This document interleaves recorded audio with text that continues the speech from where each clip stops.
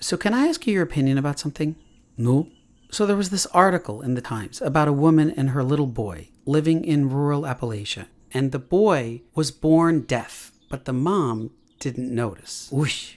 So this charitable organization was going around poor neighborhoods checking children and discovered that the boy had congenital hearing loss and treated him and restored most of his hearing. But because he was deaf for so long, he still has trouble speaking, and he's 3. Whoosh. That's tragic. I agree. And the writer of the article agreed too. He pointed out that the boy is probably going to suffer for the rest of his life, which is just going to continue the cycle of poverty, and gave all these suggestions of how we should help poor families to make sure their kids get the help that they need early on to prevent this kind of thing from happening in the first place. It's terrible. So what's the question? The question has to do with a photo in the article. It's a picture of the mom holding her boy, but the mom has a bunch of tattoos, and 2 of the tattoos are pretty elaborate. Tattoos are not cheap, you know. So a lot of the comments on the article were trashing the mom, accusing her of spending money on tattoos instead of taking care of her kid. And I could kind of see their point. So what do you think? I think it's a question of tzedakah. You mean tzedakah? Charity? It's pronounced tzedakah.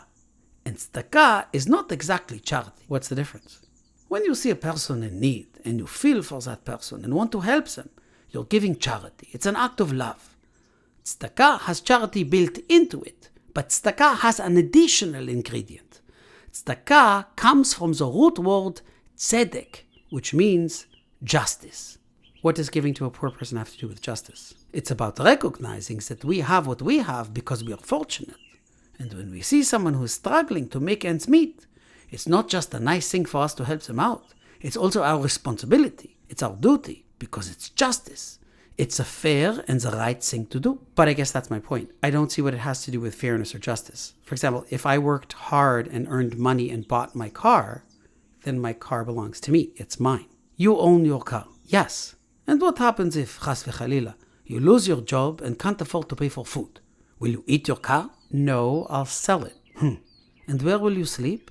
I guess if that happened, I could crash at your place. That would be an act of tzedakah on my part. Yeah, but I would find another job, which you can do because you have an education, which your 2 parents provided to you by sending you to a good school with good teachers who taught you. Not to mention that we fed you and clothed you and took you to doctors who treated you when you were sick.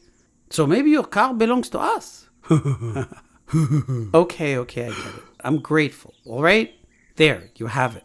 I'm just pointing out that unlike the woman in the article, I'm not sitting on my behind expecting other people to take care of my problems. When a person judges, Hanan, it just shows that they are blind. Blind about the person they are judging, and more importantly, blind about themselves. I'm not blind. I work very hard. But I remember when you were sitting on your behind. When was that? When you were a teenager? Sitting on the sofa, eating Doritos and playing video games? That was different. I was a kid who almost failed out of high school. But I improved and I graduated. After your mother and I got you a tutor. I still put in the work, but we were there to pick you up and support you. What are you trying to say? I'm saying that no one, not even the most successful person, succeeds on their own, Hanan. Everyone benefits from the support they receive. Are you saying the woman in the article is not lazy? I don't know her, so I don't know if she's lazy or not.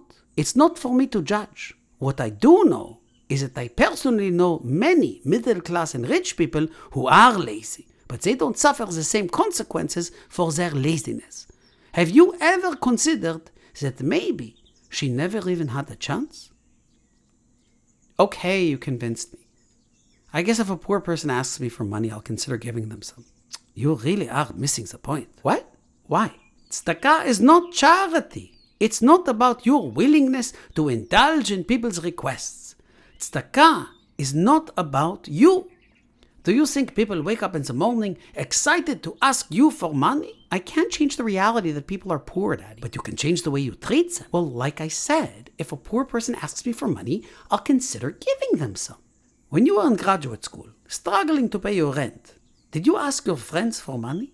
Did you even tell your friends about it?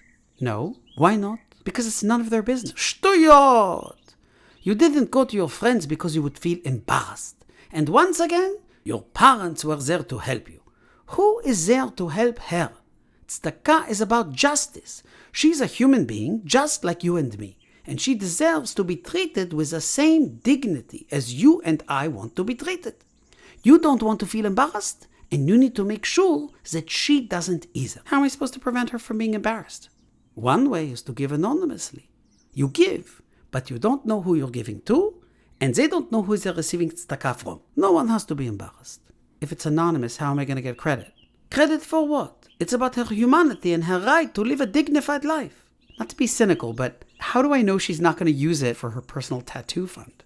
You need to give in a way where you do your best to actually help her in the best way possible while preserving her dignity. It requires the highest level of tzedakah. Strengthen her until she has the ability to start supporting herself. Give her a job. Pay for her education. Give her money to start a business. There are lots of ways. Yeah, well, of course, everyone wants that, Daddy. The reality is that considering her history and situation, is that really going to work? I think she's trapped, Daddy. I think she's stuck. I think you're right. Which means we have to be especially creative. I think I would contribute to her son's education. But I thought it's about her. She is a mother, Hanan. And she loves her son. And I think the first step, the thing that will give her the most hope and strength right now, is not giving her money. What she wants is for her child to be happy and have every opportunity. Wow.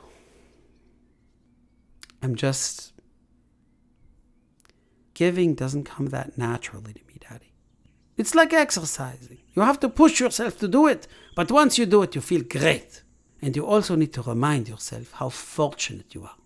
You know, Hanan, when you were born, I was so happy and so grateful and relieved that you are healthy, that all I wanted to do was to give. I immediately set up a monthly contribution to a children's hospital. Tzedakah is simply part of being alive. Alive? Yes, alive. You know, my friend Jonathan recently pointed out something fascinating about the two seas in Israel, the Sea of Galilee and the Dead Sea. The Jordan River flows into both seas, but the Sea of Galilee is full of life, animals, plants, while the Dead Sea is completely dead. Nothing can live in the Dead Sea. So what's the difference? The Sea of Galilee receives water on one side and gives water on the other side. But the Dead Sea just receives and does not give. We are part of this world, Hanan. We are constantly receiving. We are constantly benefiting from this world with every breath that we take, whether we want to acknowledge it or not. And being part of this world also means that we all have a responsibility to give. Even a person who receives tzedakah has a responsibility to give, because giving is part of being alive. When we give, we overcome the feeling of always needing more and the fear of not wanting to give anything up, and we can begin to create. It's something that is inside of each of us, Hanan. We just need to return to it.